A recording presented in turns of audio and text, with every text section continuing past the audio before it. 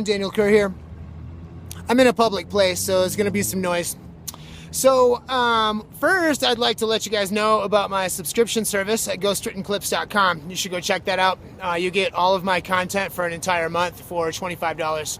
And it's a subscription service, but you go ahead and opt in.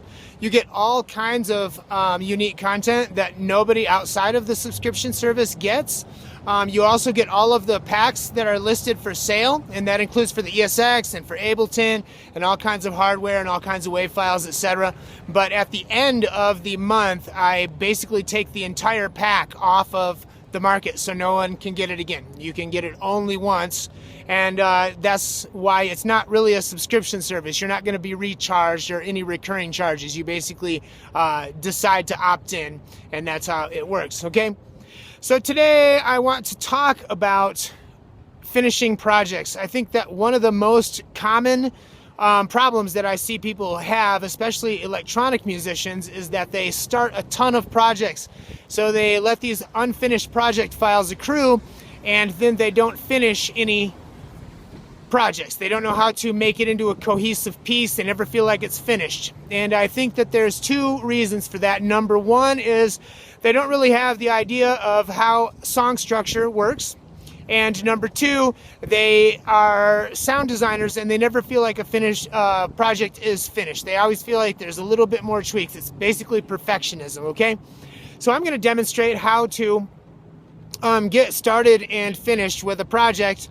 And I'm going to handle these in two ways. Number one, the first way is that when you start a project, you can go ahead and lay out the skeleton. You can lay out the outline for the track before you even get started, right? And that way, if you adhere to that and you fill in the blanks, that pretty much settles the song structure part, okay? Most pop songs, rock songs, they have like an intro, and then they got a verse, and then they have some sort of a bridge that leads into a chorus, and then they go back to a verse, like a second verse, then there's a bridge, maybe a breakdown, and then a chorus and an outro, okay? So within electronic music, these parts are the same, but they're a little bit different in that you have an intro, then you've got your first movement, all right? Then there might be an augmented part of the first movement, and then instead of a bridge, they generally have a build-up or a riser, and then they have a drop for a chorus, okay? And then it goes back to a different, kind of like an augmented or slightly different part of that movement again, so that it adds some familiarity. Then you have another, maybe a breakdown part where there's, it moves into a completely different area, maybe an ambient part in the middle. I hear that a lot, or a vocal part. And then another huge build, riser, and then a devastating drop, which is obviously a variation on the second drop, and then an outro, okay?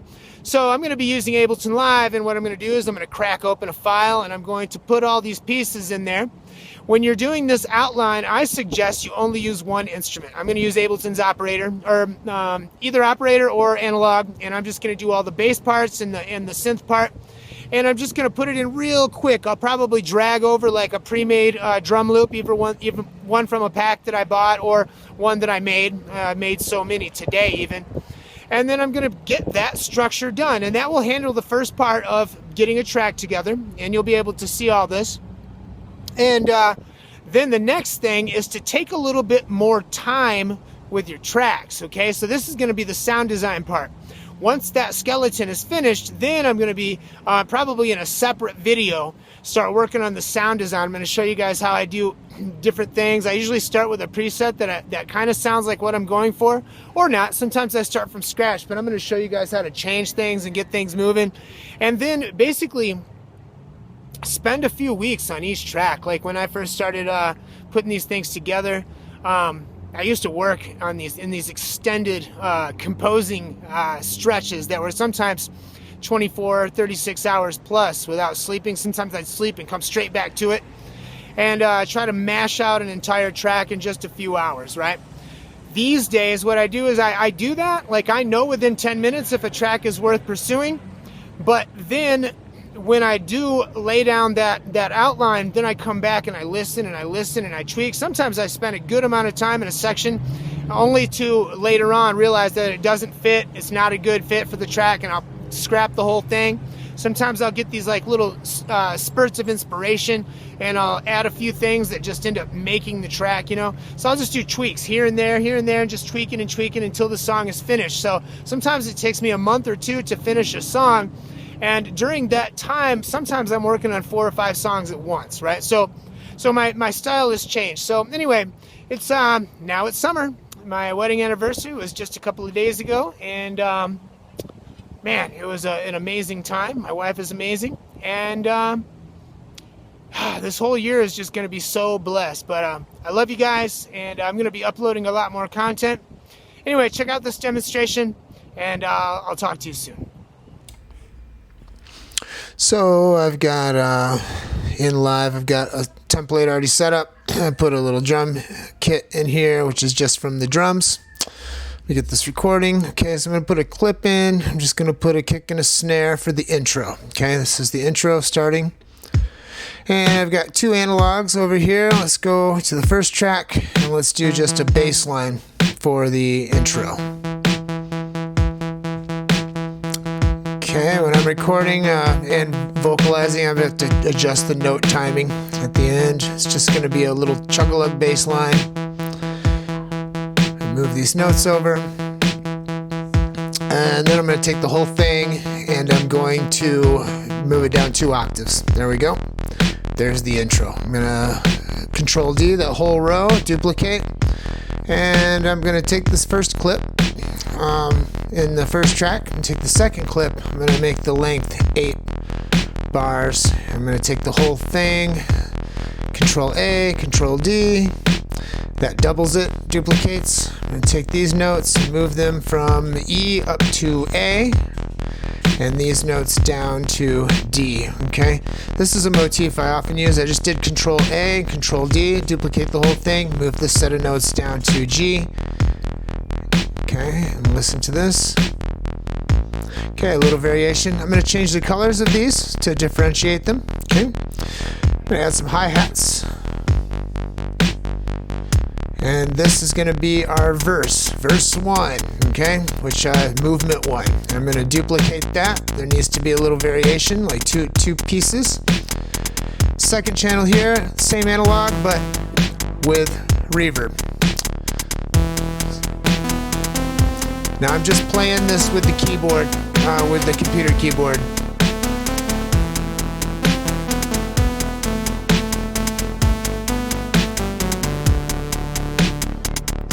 Okay, I'm going to take that whole row and I'm going to duplicate that as well.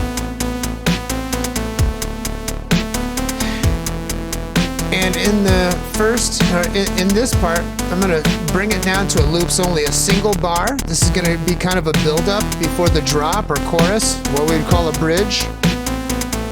I'm going to move the drums and the bass line from the intro down. Okay, now listen to this.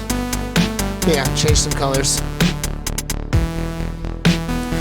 You can almost hear the riser. Right?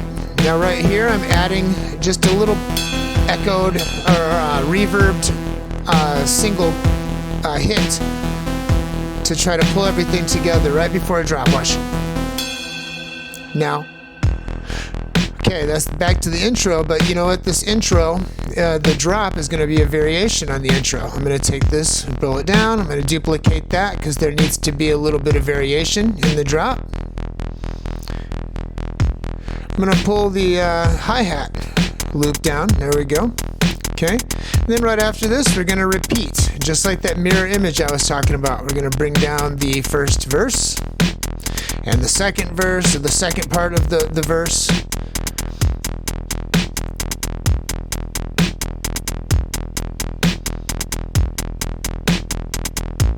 And as you can see, like, we're not working on any arrangement.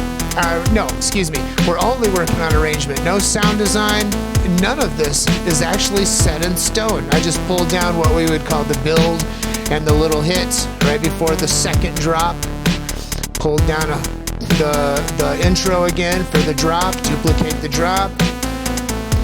See, I duplicated it twice because the outro is going to be a variation on the intro with no drums. Okay? Here we go. Build. Hear the riser. Right? drop, and then a variation on the drop, and then the outro. So there you have it. You have the full arrangement in under 5 minutes. Okay, I'm going to make this this project file available after we develop this. But the next video, which is coming up, we're going to do a little bit of sound design. We're going to change some of these sound designs up. And like I said, this might not even be a the final arrangement. Obviously, all we did was we made sure that we're going to finish this track. See you next time. The next video will be up within a day or two. Be blessed.